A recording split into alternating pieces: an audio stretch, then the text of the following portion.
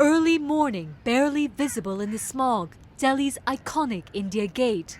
For years, most people in the sprawling city of 23 million never questioned the quality of the air.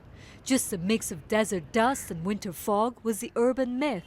But a 2014 World Health Organization study of 1,600 cities found India's capital has the most toxic air in the world, largely due to the highest concentrations of microscopic particles known as PM 2.5. We go on a rickshaw ride with American scientist Joshua Apte to test the air for ourselves. He's been monitoring Delhi's pollution since 2007. We're looking at levels of PM 2.5 right now that are around 250 to 300 micrograms per cubic meter, so 25 to 30 times higher than that long-term standard that we might care about. But everyone keeps talking about how bad it is in Beijing, but not so much in Delhi.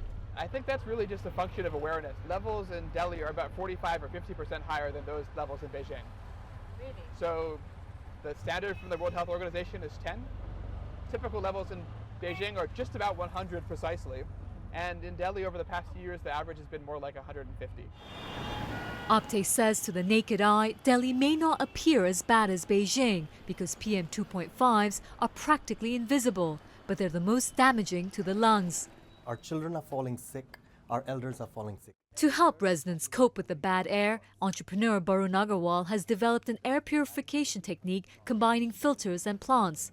Ever since Delhi's pollution problems started making headlines, his sales have taken off. Every year, the problem is only getting worse. It's not getting better at all because we're adding 1,400 cars to our streets every single day in just the city of Delhi.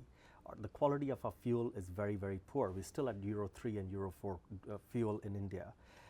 And we're burning a lot of biomass during the winter time for people to stay warm in the winter. As India makes economic development a priority, pollution levels are only set to increase. Studies show some 660 million Indians lose about 3 years of their lives because of the air they breathe. But for change to happen, experts say India's policymakers need to first catch wind of a problem they can no longer ignore.